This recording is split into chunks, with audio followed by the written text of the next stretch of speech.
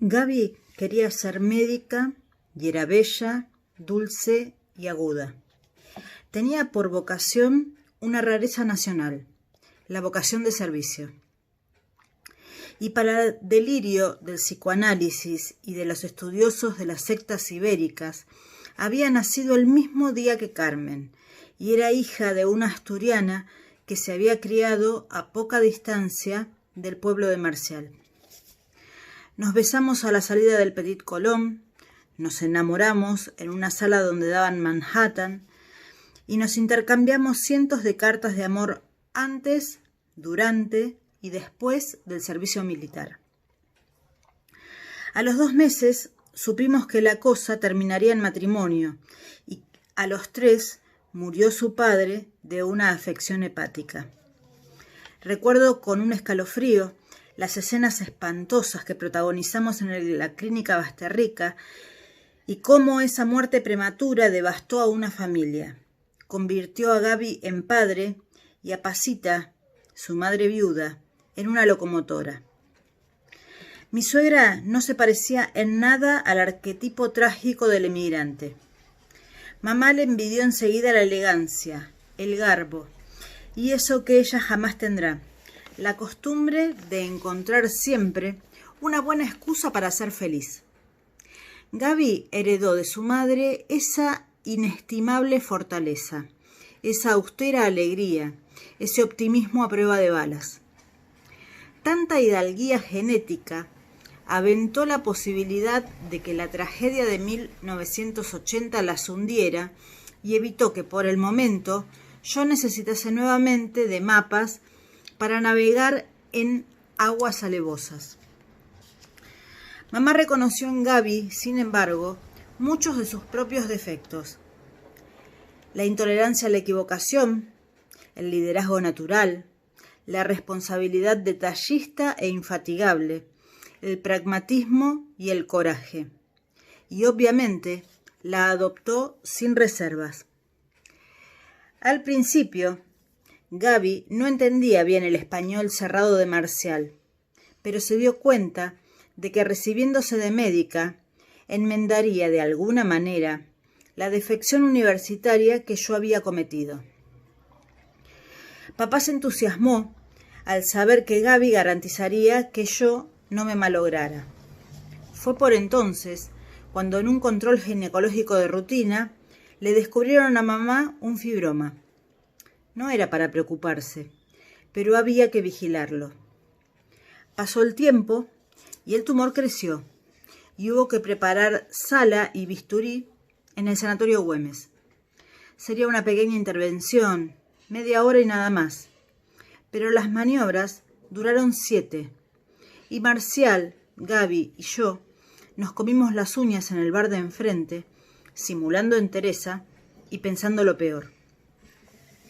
Luego Gaby habló con el cirujano y se enteró de que le habían encontrado quistes diseminados que le habían extirpado los ovarios y el útero, y que la biopsia por congelación pronosticaba algo maligno. Papá estaba aniquilado y no escuchaba lo que le decían.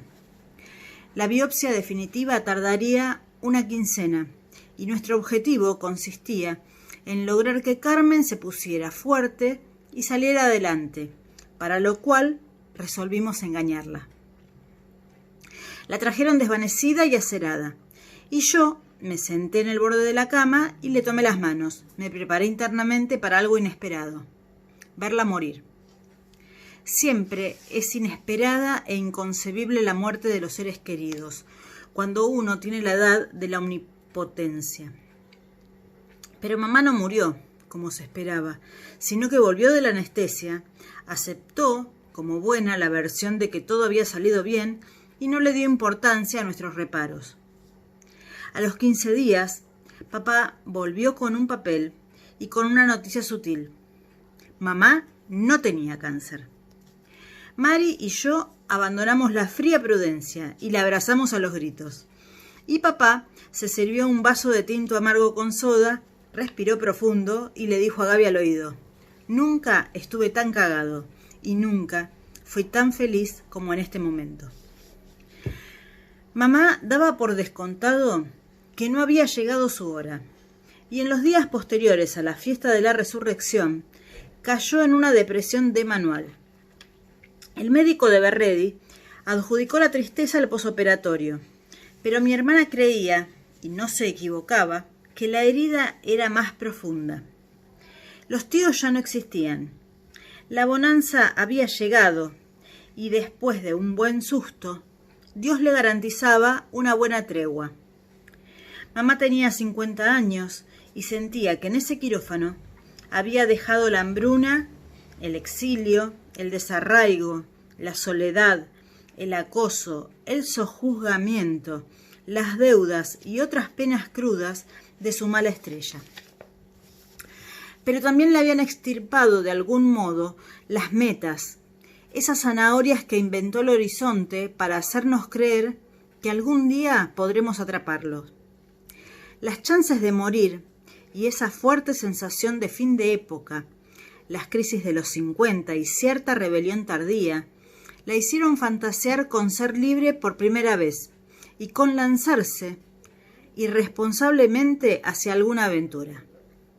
Tenía una segunda oportunidad, y aunque las adversidades y las malas rachas la convirtieron en una creyente, había leído en algún libro que solo se vive una vez, e intuía que, tal como postulaba el enigmático señor González, desaprovechar ese regalo era un pecado mortal. 2 y 2 son 4. Carmen pensó con mucha seriedad y detenimiento la posibilidad de radicarse definitivamente en Almurfe. No le interesaba en ese trance volver simplemente a España, ni llevar marido e hijos con ella. Solo imaginaba volver al lugar exacto donde su destino se había roto y tratar de repararlo con alguna clase de pegamento. Imaginaba boca arriba que podría pasar si hiciera las valijas, embalar algunos muebles, se instalara en la calle de la carretera y pasara el resto de sus días con su tía Josefa, con María del Escalón, con las vacas y el prado, con los perros bravos y con los cerdos de la fragua. ¿Existe la máquina del tiempo? ¿Podría volver a ser aquella que fue? ¿Era posible desandar los pasos hasta la encrucijada, elegir otra senda y empezar de nuevo? Luego, hecha un ovillo, se avergonzaba de tan mezquinos pensamientos y trataba de negociar con ellos. La noticia de mi casamiento la distrajo unos años, y cuando retomó el hilo, volvió a ser, como de costumbre, demasiado tarde. Mi matrimonio era motivo de orgullo y de preocupación. Gaby y yo éramos muy jóvenes y los ahorros escasos. Habíamos dividido nuestras tareas de la siguiente forma. Ella estudiaría día y noche para recibirse, y yo juntaría moneda sobre moneda para entrar con 6 meses de alquiler pagados por adelantado. Era, en esos amaneceres, cobrador de un laboratorio alemán, y desde ya, novelista secreto. González, enterado de un conchavo, me invitó a formar parte del staff de una revista por suscripciones. Resultaba todo un dilema, abandonar lo seguro por un simple sueño, pero terminé renunciando a la administración y abrazando apasionadamente el periodismo. La revista duró 3 meses y cerró, y recién casados nos quedamos sin pan y sin torta. Aunque llegar indemnes al registro civil el día de los Santos Inocentes no fue tarea fácil. Mamá reconocía en nuestra precariedad la suya de no hacía mucho. Yo acechaba sus muebles y trastos y quería llevarme conmigo hasta las tapas de los enchufes. Un día vi en la cocina, como para sí, mamá comentaba: «Tengo que cambiar esta heladera». Salté de la oscuridad y le dije: «Te tomo la palabra». Mamá nos regaló heladera, colchón, sábanas y fiesta, y convirtió nuestro casamiento en prioridad nacional. No hubo ceremonia religiosa, ni marcha nupcial, ni vestido blanco, ni salón, porque iban en contra de nuestras creencias y de nuestras posibilidades. pasamos una breve luna de miel en Mar del Plata, fraccionamos a menú fijo por día el resto de nuestros ahorros y algunos meses después Gaby quedó embarazada y yo conseguí trabajo en el diario de la tarde. Por unos años, lo mejor que nos pasó fue que no pasaba nada. Carmen se transformó en abuela de Lucía y en una pequeña burguesa del barrio de Palermo, interesada por la actualidad y por sugerirle a su hijo que defendiese la causa de los humildes en las trincheras periodísticas desde las que disparaba. Este requerimiento demagógico no amenguó con el paso del tiempo, y de hecho estoy seguro de que si hubiera un mínimo de justicia en los datos con los que Dios siempre juega, Carmen Díaz hubiera llegado a ser una gran periodista. En mi época adulta, convertido ya en editor, la llamé muchas veces para que eligiera entre dos tapas y acuñé una frase irritante para corregirles notas a mis redactores. Si mi mamá no lo entiende, es porque está mal escrito. Cuando le anuncié que pensábamos irnos a vivir al sur, mamá sintió que la apuñalaban. Papá, en cambio, dijo como Cristo en la cruz, no saben lo que hacen, y siguió con sus cosas. Pero mamá sabía que se trataba de un buen negocio y que me había educado para progresar y para cumplir mi destino. Después de la conscripción y de las escaramuzas contra el régimen de Galtieri, yo me había vuelto insensible al dolor y temerario. González, como siempre, hizo de abogado del diablo e intentó que yo entrara en razones, pero falló. Yo me había habituado a meterme mar adentro, a enfrentar las peores mareas y a salir entero. Nunca había sufrido los calambres que casi ahogan a mi padre aquella plateada tarde en el Cantábrico. La vida todavía no me había cacheteado, ni sabía todavía lo que es bracear y bracear en el océano, y ver la costa inalcanzable, y sentir que las olas no nos dejarán volver, que no habrá fuerza suficiente, y que todo ha sido un lamentable error de cálculo. Con enorme ligereza, como quien se va de vacaciones 2 semanas a un balneario, me despedí sin dramas de todo y viajé 1200 kilómetros hacia la avenida Argentina, un espinazo que nace de tierras fértiles e inabarcables. Esa avenida encaja peligrosamente en la utopía del sur. Sobre ella alquilé un departamento y sobre ella pensé que la Patagonia era efectivamente el paraíso y no el patio de atrás del mundo. Una maravilla seducida y abandonada que el egoísmo porteño y la banalidad de los políticos locales fueron vampirizando y empobreciendo. La primera de una serie de graves equivocaciones que cometí en Neuquén fue trasladar mecánicamente aquellos vicios de la profesión. De inmediato quise sacar partido de un crimen. Un campesino de Zapala había asesinado a su mujer delante de sus hijos, había atado el cadáver a su arado, había arado con ella la tierra y al final se había ahorcado con una soga.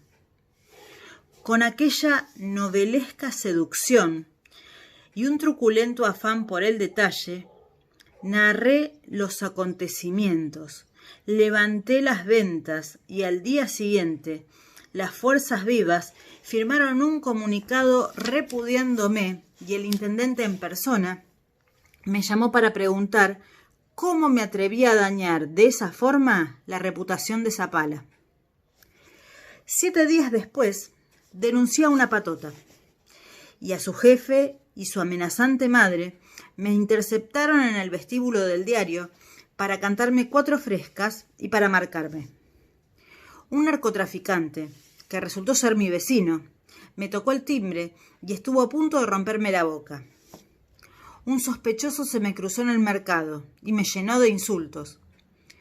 Un policía corrupto me dio información y terminó muerto en circunstancias oscuras. Todos, culpables e inocentes, marginales y estadistas quedaban demasiado cerca. De pronto, lo que yo escribía tenía consecuencias directas, inmediatas y a veces horrendas en la realidad. Y para no cometer injusticias ni trastadas, tenía que aprender a ser riguroso y responsable, a dudar de mí mismo y a luchar contra el sensacionalismo, contra el apresuramiento y contra el maquillaje de los hechos. Esa ética de la verdad pura, aprendida a los golpes, me sacó canas verdes, pero me convirtió en otra clase de periodista y de persona. Comprobé sobre el terreno que las cosas no son blancas ni negras, sino desconsiderablemente grises. Grandes héroes cometen grandes canalladas, y grandes canallas consuman emocionantes actos heroicos. Redimensioné la objetividad y entendí que lo real tiene la mala costumbre de ser ambiguo. También me dieron los neuquinos una contundente lección de poder. En lugares pequeños, un testigo privilegiado puede aprender cómo funcionan en serio la política, la justicia, la dádiva y la ambición. Todo es más simple dentro de esas maquetas donde las verdaderas intenciones y las malas artes se ven de manera próxima y cristalina. Luego, en las grandes capitales, todo parece más complicado y confuso, pero nadie que haya pasado por ese laboratorio puede engañarse. Debajo de la sofisticación urbana se libra siempre la misma sorda guerra por imponer la voluntad y salir impune. Algo similar sucede con la mayoría de los diarios de provincia. El tamaño importa y la precariedad asusta. Rápidamente quedó claro que yo había saltado de un portaaviones decadente a un velero averiado y que los ciclones del país nos borrarían. La posibilidad de que el joven diario se hundiera me espantaba. Se trataba aún, hoy, de un mercado diminuto, y la perspectiva de seguir siendo periodista en Neuquén, luego de una debacle, resultaba sencillamente un delirio. Me metí como una tromba en todos sus negocios, desde la publicidad oficial hasta la circulación. Transformé al diario en mi patria personal. Combatí sin desmayos a sus enemigos internos y externos. Suspendí mis propios días francos y fui a la vez jefe de noticias, jefe de policiales y regionales, jefe de redacción y jefe de cierre. Adopté para colmo su ideología federalista bajo la coartada intelectual de que la batalla económica contra el centralismo era otra forma de la lucha de clases. Se trataba de una creencia oportunista. Los hombres disfrazamos las necesidades con costumbres, modas, culturas y religiones funcionales a nuestro propósito más elemental. Los nuevos boleros provienen del SIDA, que primero terminó con la promiscuidad y después puso de moda la monogamia, más tarde el reciclaje del amor burgués y al final las canciones de Manzanero.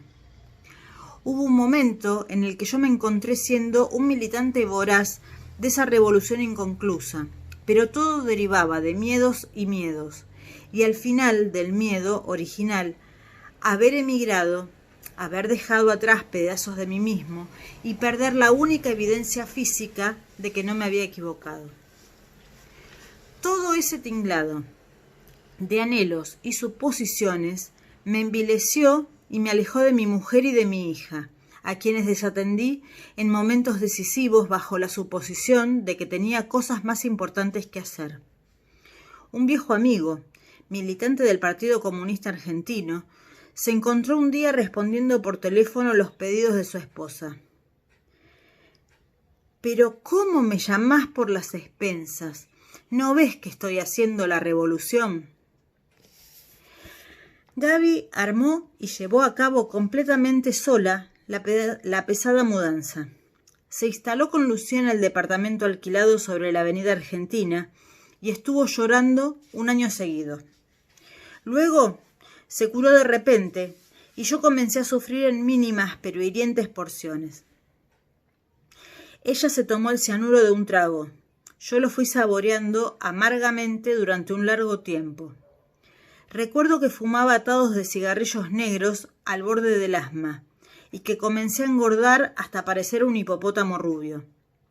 Gaby se sentía una viuda los viernes, sábados y domingos, empujando un carrito por las calles de aquella ciudad cruzada por familias alegres y desconocidas que ni la miraban. Y hasta que comenzó a trabajar, no hicimos otra cosa que destratarnos día tras día. Pero cuando tuvo trabajo, nos dedicamos a ignorarnos, a veces con ganas, y otra con la desidia de los doblegados. Es un síndrome muy conocido entre los emigrantes modernos.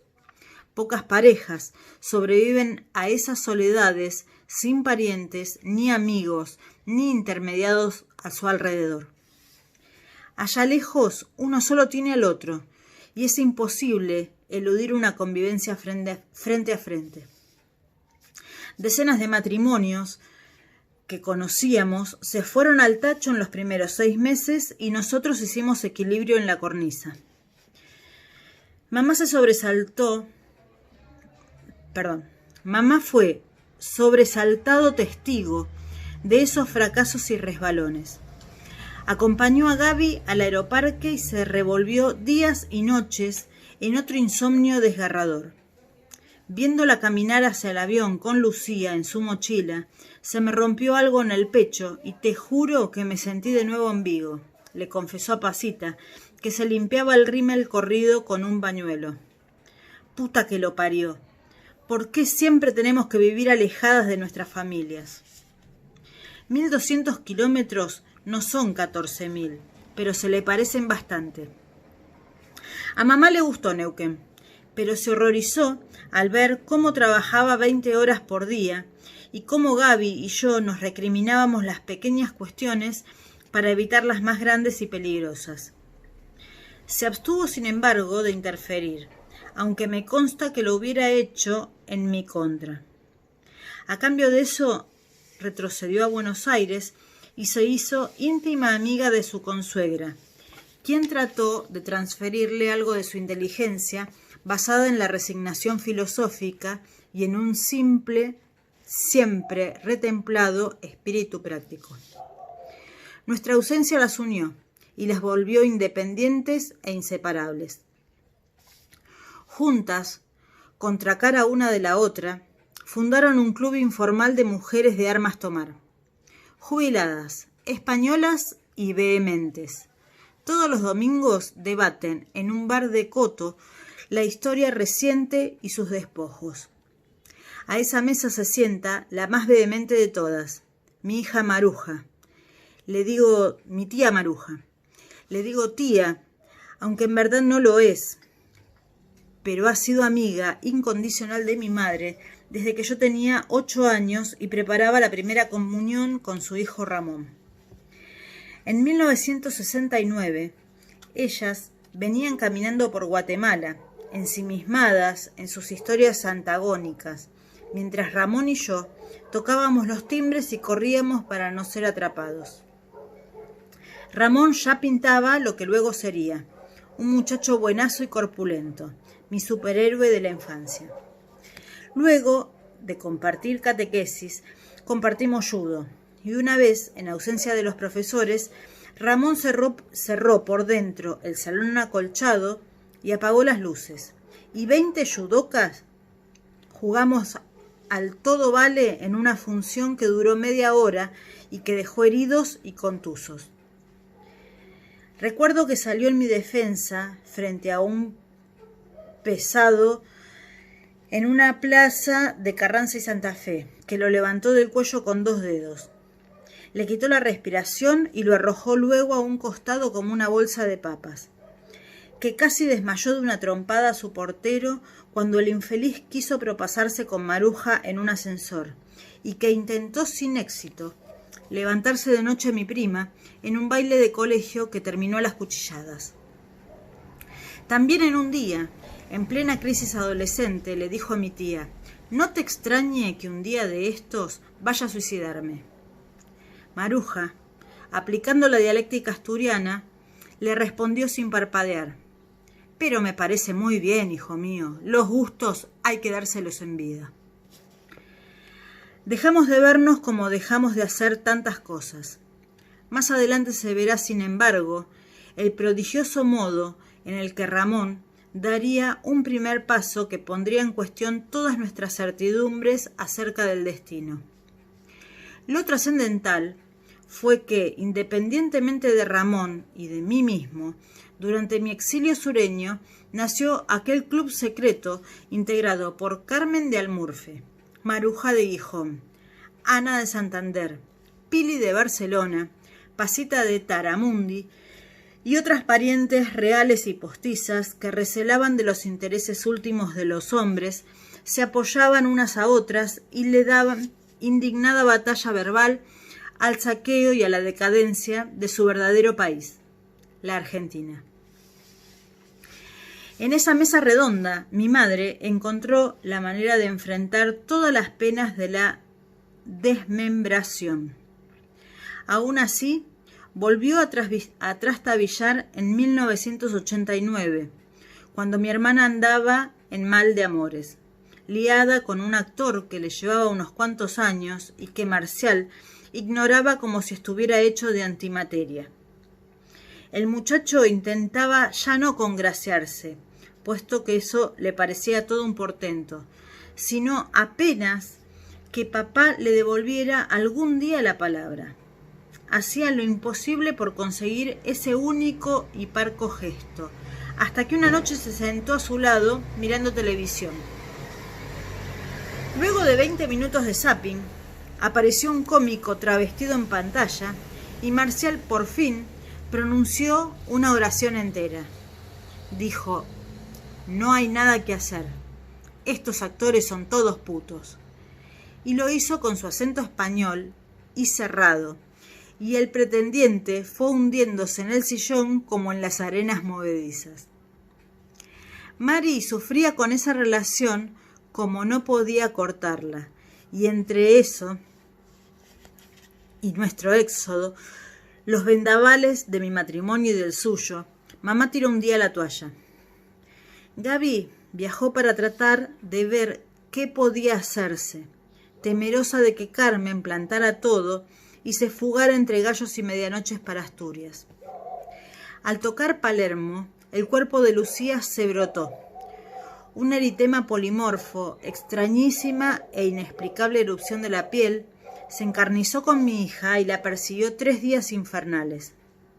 Gaby no durmió en toda una semana, y Carmen mudó su rol de víctima en enfermera. Y así fue como pasó el chubasco y como mamá enderezó el timón anímico. Luego Mari dejó al actor y a la carrera que le tenía predestinada. Tomó su propio rumbo, se hizo maestra y después directora de escuela, y llegó así mucho más lejos de lo que hubieran soñado los antiguos y solemnes porteros de la calle Ravignani. Dice mi madre que con el transcurso de los años fue creyendo la mentira que le contábamos. Gaby y yo nos mentíamos a nosotros mismos al asegurar que éramos felices y que nos quedaríamos para siempre en el sur. Ni la verdadera felicidad ni nuestros más profundos deseos afloraban en ese combate de dientes apretados y anteojeras que afrontábamos en aquellos años de distanciamiento, aguante y bruma. El diario flaqueaba, y tengo presente que para dar el ejemplo sin que nadie me pidiera tanto y dejando perplejos a todos, me bajé el sueldo, me quité el alquiler y nos confiné a un barrio sórdido, a leguas de la avenida Argentina y de la quimera patagónica que habíamos acariciado en aquellas eras inmemoriales en las que todavía nos sentíamos jóvenes y hermosos. Ahora éramos viejos y amargos, y estábamos hundidos en un desierto que compartimos con la clase obrera y con algunos lúmpenes de mal traer. Cada mañana el viento bajaba de las bardas y una tristeza nos ahogaba en el corazón. Fue en aquellas épocas de emergencia cuando González nos visitó con su inminente esposa. Yo llevaba 6 meses sin francos, convertido bruscamente en marcial, yéndome a las 9 y regresando a la 1:30 del día siguiente, girando y girando en esa enajenante rueda de nunca acabar. Después de la medianoche, cuando todos se iban a la cama, González y yo nos encerrábamos en la estrecha cocina y hablábamos hasta que mi cansancio nos desflecaba el sentido común. González me reprochaba con sutileza y astucia, en aquellas charlas íntimas, que me refugiara en la redacción confortable para no tener que vivir en la Patagonia verídica, y que empalizara con ladrillos de autoengaño y cementos de negación todo lo demás: mi mujer, mi hija, mis libros, mi salud, mi vida. Le prometí que ese sábado haría una excepción y la hice. Era un día caluroso, pero yo temblaba de frío. Gaby nos llevó en auto hasta un camping de Cenillosa, donde pensábamos pasar el día. Las mujeres fueron adelante, los varones nos quedamos en la retaguardia, preparando el asado y rumiando la política. Para dominar el temblor, destapé un vino tinto, serví 2 vasos y empezamos a tomar a la sombra de los álamos. Hubo un momento en el que yo tomaba con sed legítima y otro en el que tomaba por tomar. Nunca me había emborrachado y nunca después tuve semejante borrachera. De repente todo me daba vueltas y un sudor frío me atrofiaba los músculos. Giré en redondo y me acosté boca abajo en una lona y dormí la mona. Y luego, entre 4, me metieron en el río de aguas heladas y a pesar de todo me sentí enfermo por 48 horas. Un mes más tarde, González me envió postales de la Utopía del Sur. Abrí el sobre y me vi pálido y muerto boca arriba, una ballena encallada, el retrato de un cadáver sacado de una revista policial, y sentí una colosal vergüenza. Gaby me conminó entonces a cambiar, y nos cambiamos a una casa vieja con un jardín, un naranjo en flor y un gato tuerto, y a poco de recuperar cierta cordura, yo renuncié llorando a todas las jefaturas de redacción y me quedé haciendo notas menores y ganando monedas.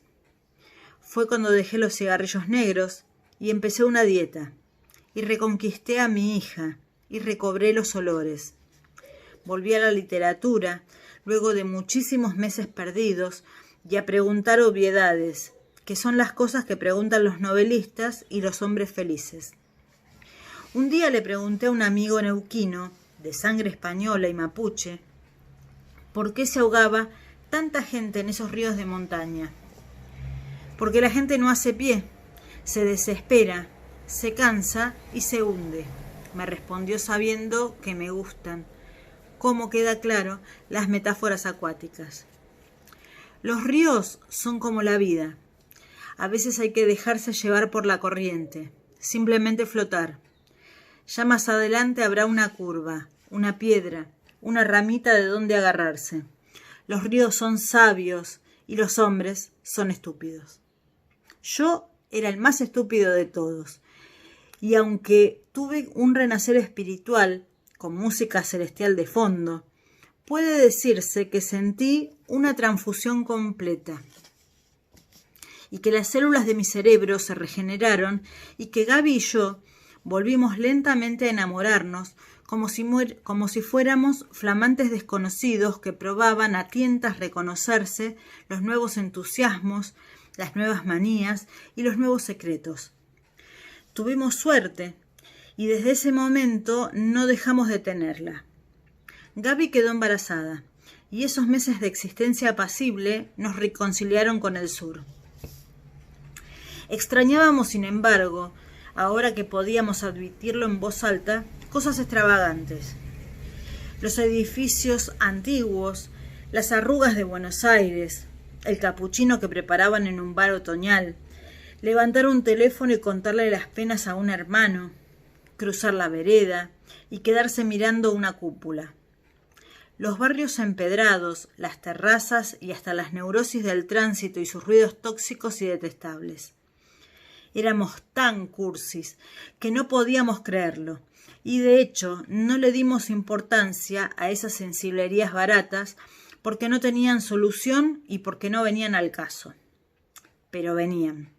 Y lo supe con claridad un mes antes del parto, cuando viajé a Buenos Aires para la boda de un amigo. González también había sido invitado, vestido con cierta decencia. Tratando de no participar del baile y las fanfarrias, me preguntó entre copa y copa: ¿y qué pasaría si te dijera que hay laburo para vos donde yo trabajo? González ya no trabajaba en La Razón, pero finalmente se había desplomado. Ahora era redactor jefe de una revista de actualidad, mientras yo andaba haciendo publinotas por los corralones de Chipolletti. Mamá me hizo la misma pregunta al día siguiente, cuando le narré la escena nocturna. Volver está descartado, mamá, le respondí.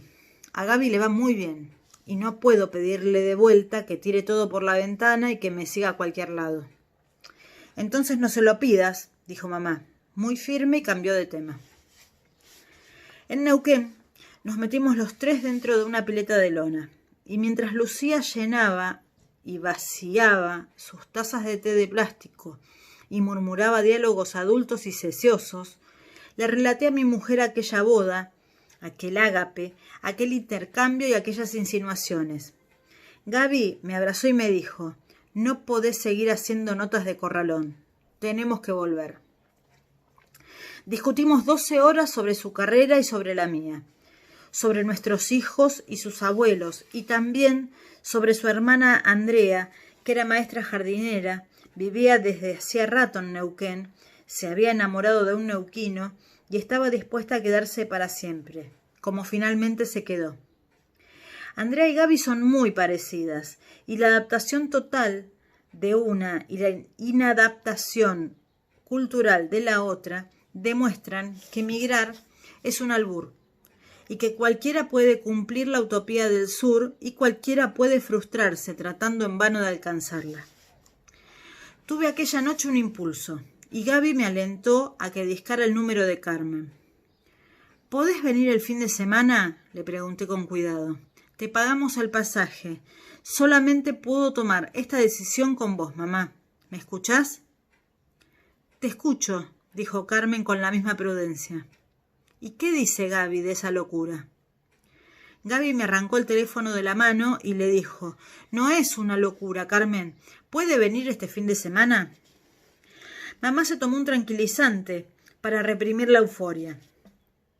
Como aquel campesino de Almurfe, Carmen no quería tener esperanzas para no tener desilusiones, pero preparó un bolso y el sábado estaba en casa barajando con mesura y aplomo las oportunidades.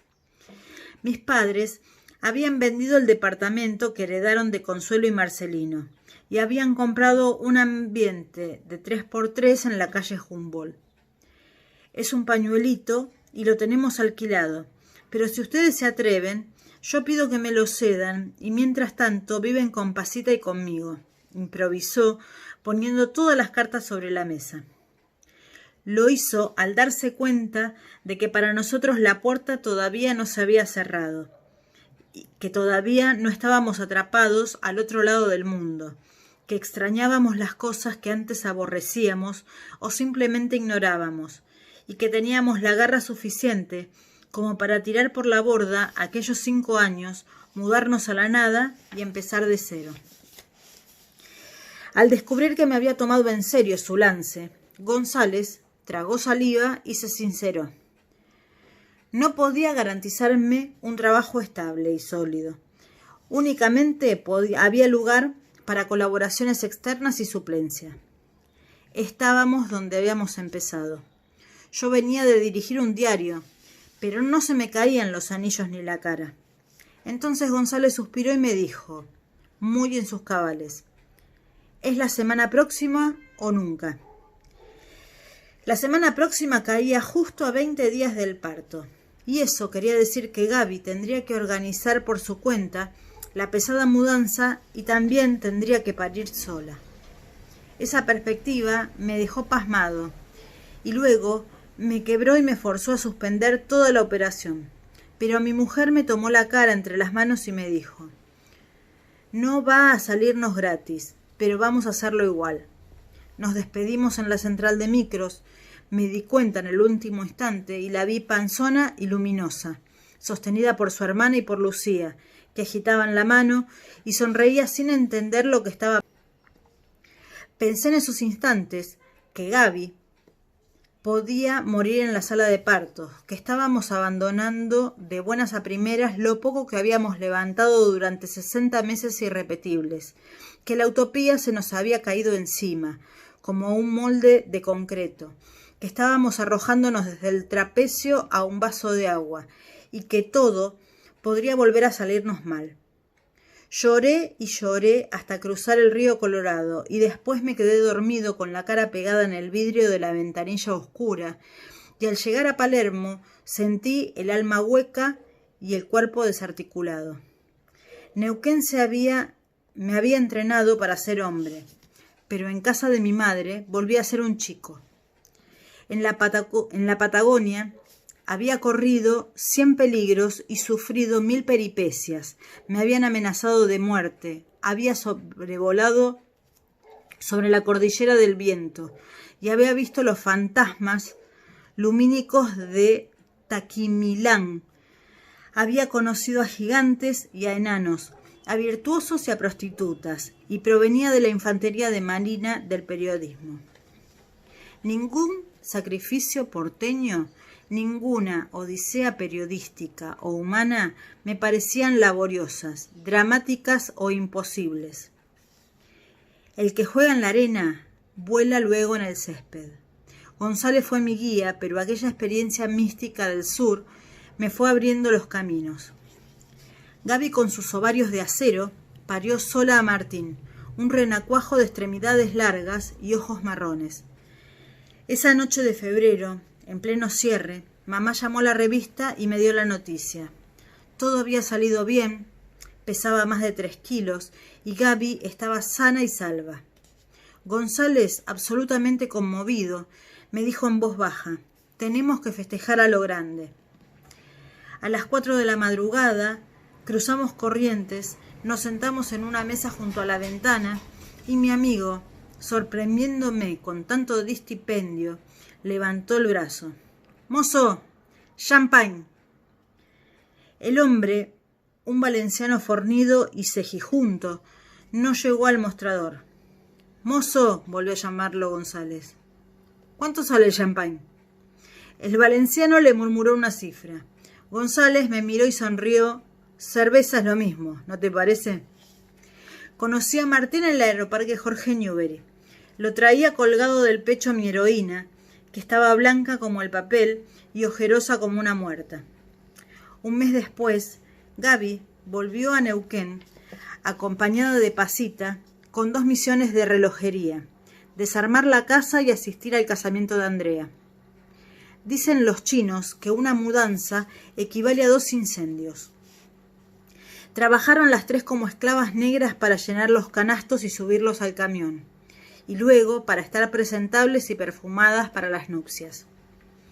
Mi mujer, 8 semanas antes, había dado vueltas y más vueltas porque no sabía cómo decirle a su hermana que regresaríamos a Buenos Aires. Pero cuando finalmente se lo dijo, ebria de gozo y enamoradísima, Andrea se encogió de hombros y se puso en primera fila para dar una mano. Andrea era lo que nosotros nunca habíamos conseguido ser. Era neuquina. Nombró a Gaby su madrina de casamiento y se casó en el registro civil porque también ella era una renegada de la fe, que profesaban su madre y la mía. Hubo fiesta bajo la parra de una casa abarrotada de neuquinos y emigrantes congénitos, y Gaby se tragó los remordimientos y se unió a los brindis. Fueron aquellos los días más alegres que Carmen recuerda. Pasita y ella nos alojaron, alternativamente, durante esos meses de transición, y después ocupamos el departamento de Humboldt, al que llamábamos con ironía nuestro loft. Pasábamos de una casa con naranjos a un monoambiente dividido por un biombo, pero éramos tan intensa y asombrosamente dichosos que la falta de espacio nos parecía un chiste quijotesco. Volver a la patria de uno es dejar de ser un holograma y aceptar que somos personas nuevas de carne y hueso.